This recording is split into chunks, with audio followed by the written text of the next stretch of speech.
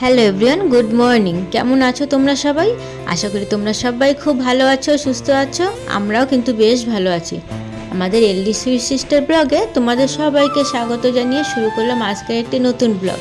আমার চ্যানেলে যদি নতুন বন্ধু হয়ে থাকো তাহলে প্লিজ অনুরোধ রইল আমার চ্যানেলটিকে সাবস্ক্রাইব করে একটা লাইক কমেন্ট করে আমার সঙ্গে থেকো।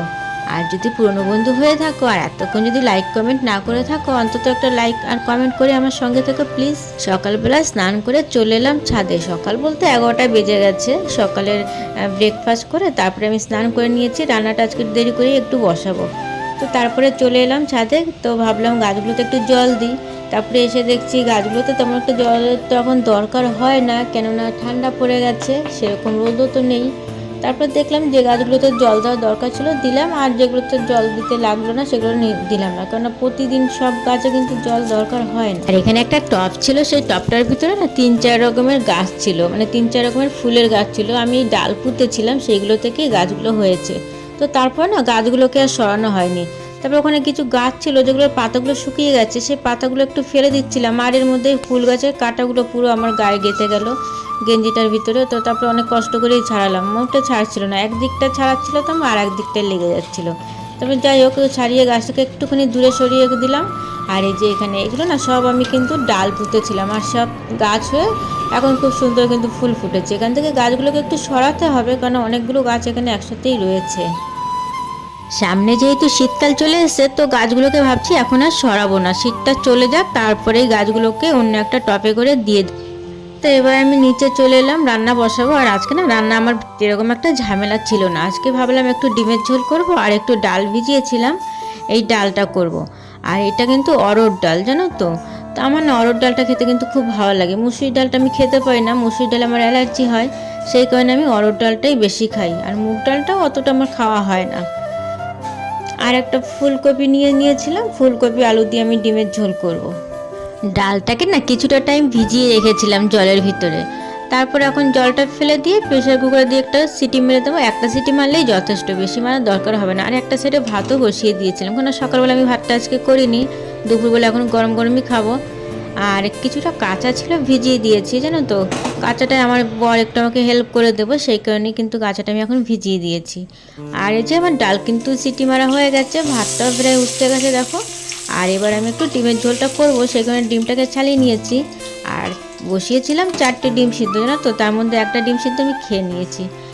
ডিম সিদ্ধ খেতে না আমার খুব ভালো লাগে, তো ছাড়ানোর পরে একটা ডিম সিদ্ধ আমি খেয়ে নিলাম, আমার ভাগেরটাই খেয়ে নিয়েছি। আলুটা এদিকে ভাজা হোক, ততক্ষণে আমি ফুলকপিটা একটুখানি হালকা করে ভাপিয়ে নিচ্ছি।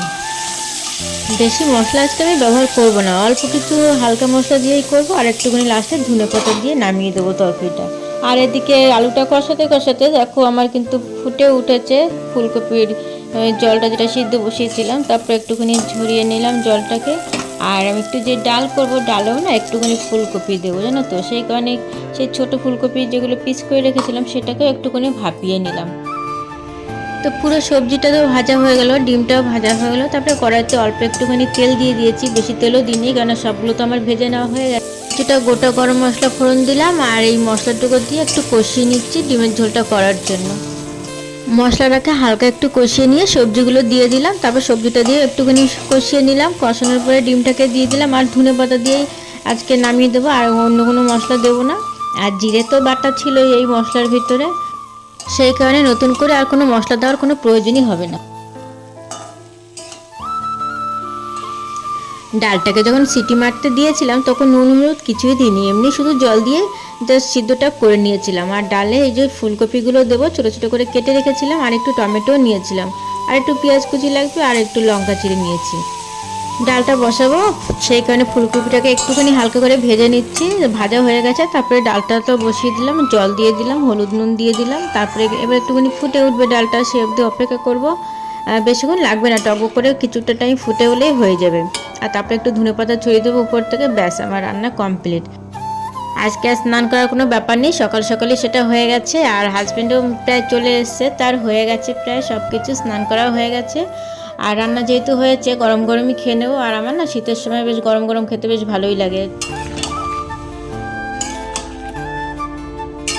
সব কিছু রান্না কমপ্লিট হয়ে গেছে, ডিমের তরকারিটাও নামিয়ে দিলাম আর এদিকে ডালটাকেও নামিয়ে দিলাম। আর কিছু বাসন বেরিয়েছিল, তো আজকে না একবারে বাসনগুলো পড়ে গেছিলো সব, বাসনটা মাজার টাইম পাইনি। তো আজকে রান্না কম ছিল কিন্তু বাসন বেশি ছিল পরিমাণের। তো যাই হোক, বাসনগুলোকে আমি মেজে নিলাম। আর গ্যাসটাও তো নোংরা হয়ে গেছিলো, গ্যাসটাকে একটুখানি মুছে নিলাম। আর এবারে খাওয়া দাওয়া করব, তো তারপরে হয়ে গেল সব কিছু প্রায়। আর এটা দেখো রঙ্গন ফুলটা কত সুন্দর না, আমার তো খুব ভালো লাগে এই রঙ্গন ফুলটা। আর এটা না নয়নতারা আরেকটা কালার, এই কালারটাও কিন্তু খুব সুন্দর লাগে আমার। বন্ধুরা, ভিডিওটা এখানেই শেষ করলাম। তোমরা সবাই ভালো থেকো, সুস্থ থেকো। আর তোমাদের সাথে দেখা হবে আমার নতুন আরেকটি অন্য কোনো ব্লগে।